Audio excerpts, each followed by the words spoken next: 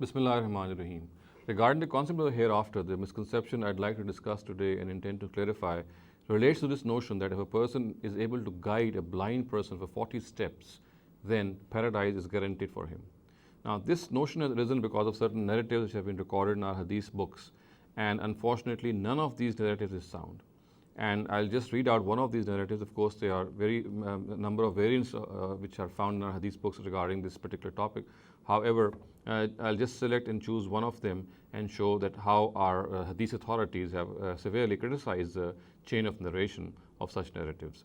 Now, this particular narrative is recorded in the Al-Mawrid al-Kabir of Imam Tabarani, and the words are, the narrative itself is reported from Abdullah ibn Umar, anhu. He says that the Prophet Muhammad said, قال النبي صلى الله عليه وسلم من كاد أعمى 40 خطوة وجبت له الجنة, which means that if a person is able to guide a blind person for 40 steps, then paradise is guaranteed for him. Now, our worthy hadith authorities have criticized a narrator by the name of Ali ibn Urwa and severely criticized him and regarded him to be an unreliable person. I'll just narrate some very few comments of these hadith authorities, which will show how severe a criticism they have done on him. According to Yahya ibn Ma'in, Ali ibn Urwa is laysa bishay. Bukhari says that he is majhul. Abu Hatim says he is matrukul hadith. And similarly, Salih Muhammad al-Asadi says that kana yada'ul hadith. Similarly is the opinion of Abu Hatim, which means that he fabricates and he concocts narratives. Abu al-Fatah al-Azdi says la yuktabu hadithuhu, which means that his narratives are not worthy of being written down. Similarly, Ibn Hajar says that he's matruk, he must be forsaken.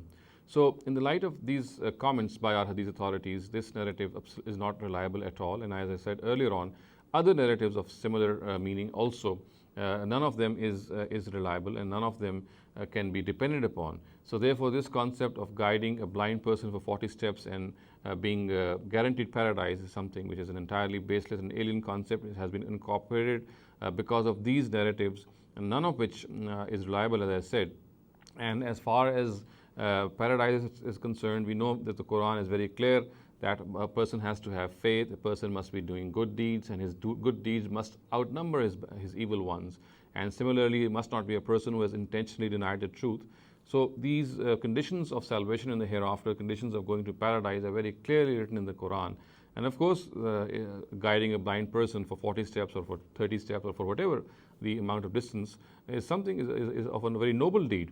But of course, this is something which cannot be relied upon. It would be absolutely illogical to believe that merely guiding a blind person for 40 steps and then having any character or any amount of misdeeds that would take a person to paradise.